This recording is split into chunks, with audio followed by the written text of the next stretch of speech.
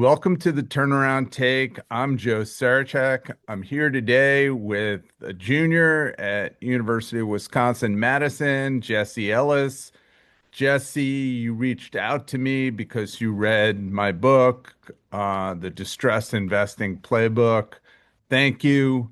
As you know, I want to encourage students to have a career in the restructuring field. What appeals to you about the restructuring field? Absolutely. First off, Joe, thank you for having me on the show. And I love that you were in the Ohio State hat. I know we've had a few unfavorable football games against you guys in the past years, but hopefully that turns around in the next few for us. So great question. I think for me, as I came into college, I knew I always wanted to do business from a young age. And so came to UW Madison, went into the business school, and I really wanted to find a route that would be able to challenge me intellectually, but also kind of allow me to learn a lot about the world of finance in kind of more of a unique fashion. So I took it upon myself, started researching some different industries, and came upon the restructuring industry. And I found it really interesting that there's not just one scenario that kind of fits the bill. Every single restructuring scenarios and story is so different from the other one before it. And so that's what initially drew my eye to it. And as I started learning about it, I knew that hey, this is a landscape that's constantly evolving, whether it's new legal laws coming out or creditors finding different ways to differentiate themselves within the capital structure. And so it just kind of felt really interesting to me and something that would keep me like intellectually stimulated and allow me to continue learning forever. That's awesome. Like most things, restructurings follow a pattern, but it is true that everyone is slightly different. Is there any bankruptcy case or restructuring that particularly has appealed to you lately? Yeah, absolutely. So I'd say after reading your book, which I really loved and or really enjoyed, I would say it was especially the J. Crew case. When I learned about that and learned the idea that, hey, J. Crew came along and they realized that the intellectual property of the business was incredibly valuable. And so the fact that they were able to kind of move that outside their business and then lend money off that, it was really interesting to me because it showed me that, again, this landscape's constantly evolving and they kind of all of a sudden came up with this new thing where creditors were like, we didn't think anyone would ever do that. And you saw J. Crew come along and it just changed the industry entirely just based off that one deal. So that was one that really stuck out to me. Very cool. By the way, today I posted about Xerox 10 years after J. Crew, which give or take 10 years after J. Crew. Xerox just pulled a similar thing. It's hard to believe for me that Xerox is in trouble, but in fact, people are using copy machines less and they are in trouble. They're running out of money, and they basically use their intellectual property and essentially pledged it to formed a new subsidiary, did a J. Crew kind of what we call liability management exercise, and Sure. borrowed 400 some odd $1 million from TPG. Um, Jesse, I'd like to talk to you about, like, are you going to go to law school? Are you going to go to business school? Do you have thoughts about that? Right. So my current plans are I'm a current junior. This summer, I'm actually going to a restructuring investment banking firm. I'll be working in a new arm of the firm that's working on mostly M&A deals, but I was told I may get a little or a couple or a little bit of experience on some restructuring deals. So initially when I was interviewing for this firm, I was learning about the world of restructuring a tiny bit, and that's what initially drew me to the industry. But so that's kind of my current plan going forward. Got yeah. I mean, for you and for your peers, what I'd say is law school is a really good. The foundations, obviously, of restructuring are in the bankruptcy code, and so Right. law school is a really, many restructuring professionals, investment bankers, traders, um, other advisors have gone to law school, and law school is I encourage people to go to law school. If they ask me law school, business school, I usually say law school. Obviously, I went to law school. I think business school is valuable too.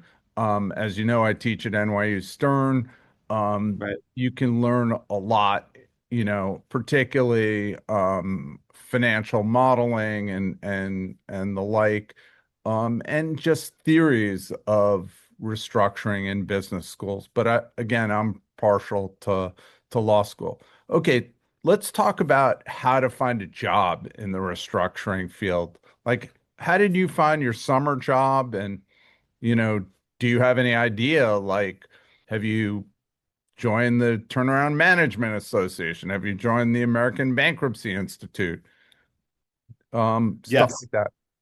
Yes. So I think for right now, my idea is join this firm that specializes in restructuring. I'll be doing some M&A transactions with them and then hopefully get some experience with the restructuring transactions as well. But I think from my perspective, as for that, that's been like the career path and trajectory that I've been wanting to take currently. But on top of that, I think that there's a lot of personal research that I've done. So as you mentioned, a couple organizations that I could join and I'm looking into. But on top of that, just starting to learn to look through credit docs and go into the Edgar system and learn to find things. And I think a lot of it for me is kind of looking through the social media aspect of things and reading different books and really using all my resources around me to start learning more about the restructuring industry, which something that initially led me to your book was actually finding it off of a social media account. And as for me, I think it was really tough initially to find some resources that are for beginners on restructuring and kind of walk from square one to be able to teach you everything you need to know, including the terminology. And I think that's something that your book did an excellent job of is teaching me kind of, hey, start from block one and be able to learn all about the restructuring field. And by the time you're done reading the book, I feel like I can read some of these court cases and really understand what they're entailing. Sure. By the way, the Turnaround Management Association, or TMA as we call it, that's free for students. Join it today. The Absolutely. ABI is free for students, the American Bankruptcy Institute, and all of these organizations have like local chapters. And candidly, that's a very good way of meeting people. So, Okay. just a bunch of positions for young people. One, firms, there's the in the investment side of things, there's the buy side and there's the sell side. So the sell side's like the brokerage firms, and some of the big brokerage firms have opportunities. The buy side is like hedge funds and investment funds, family offices, and all of these firms look for young people to kind of do the hard work, that be analysts and whatnot. Right. um, Obviously, if you go to law school and then you become a young associate and then you go into a law firm or a summer associate first, many of the big firms have very robust bankruptcy groups. And then in those groups, you meet people.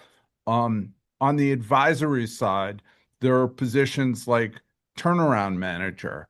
And obviously, most people start small, but firms like Alex Partners or FTI or Alvarez and Marcel, those are big firms and they have training programs. Very good. And again, you don't have to be a lawyer to get into one of those firms. Um, so there's a bunch of different ways of getting into the field. And again, none is right or wrong. The advisory side is very interesting. As a young lawyer, I got exposed to many different companies. And like what you want is somebody who will mentor you and who will expose you to as much as possible. Um, some people like real estate. Some people like, trading and investments, bonds, if it, because debt is in most bankruptcies is in the form of bonds. Sometimes it's in the form of loans. But getting exposure and to as much as possible, as quickly as possible, is a good thing. And I encourage students to do that. And I feel very strongly about giving back and Right. about communicating. And often on LinkedIn or Instagram, I'm I'm doing essentially outreach to young people like yourself and also business school students and law school students. Any questions before we go that you have for me? Is there any like one thing that stands out in your mind that you're like, hey, you know, tell me about that? Absolutely. Yeah. So I have a couple. So the first one I have for you is I think, and we talked a little about going to law school and that path. I think the hardest thing for me to comprehend throughout the book is just being able to read all this legal code and understand the legal landscape. And so I wanted to ask, what recommendations do you have for somebody who maybe hasn't gone to law school yet, but is starting to understand the restructuring world and all these distressed deals on how to really try to succeed in understanding these legal concepts that are coming up and are getting changed, and just be able to kind of look past all the legal jargon. So, like, first of all, like the bankruptcy code is essentially the foundation of how you distribute money when there's a limited amount to distribute. It's a priority scheme. There are half a dozen or a dozen concepts, and you can read about those concepts, but only when you like really start to see cases or start to practice or be involved in them do they come to life. Things like the automatic stay, which stops anyone from grabbing, a company's assets once it goes into bankruptcy. Um, those concepts, they're really very practical. I always say that I could teach anyone the fundamentals of bankruptcy. Um, you got to read them a couple times. You got to apply them to like real life situations. But like that's the best way of learning this. Um, Also, you'll find like people like me in the business who love what we do. We're teachers. We're always available. You could reach out to, even the most famous people in the industry, Mark Lazary, who I used to work with, and he will respond to you. We're in a different age now where social media makes it very easy to reach people. Um, and obviously almost all of the great universities, yours as well, have people who are experienced in the concept of restructuring. Um, okay, Absolutely. Thank you for that. And also thank you for taking the time talking to me today. sure. Another question I had was, so as I'm reading through the book, I'm understanding how creditors, or I guess to start, relationships are very important in the industry, as one of your Very chapters alluded important. to and that I read about. And so it looks like creditors get into situations sometimes where it seems like they're almost having to kind of, like, it gets pretty sticky, right? It gets complex situations. Maybe there's some arguing, etc. And so I'm wondering, I'm sure that there's times where people who have relationships with each other are getting kind of pinned against each other in different situations. How have you seen in your career where these creditors maintain these long-term relationships but still get through these complex, hard situations? Sure. That's a good question. So, I mean, in bankruptcy, there are debtors and there are creditors, right? Right. There's, companies that owe the money, and then there's companies that are owed the money and they want the money. And early on in my career, I used to have a real temper and, really fight with my adversaries. Um, After a while, and you see the same people over and over again, and you realize, hey, they have a wife, they have kids, they have a family. Oh, they like the Giants or they like the Buckeyes.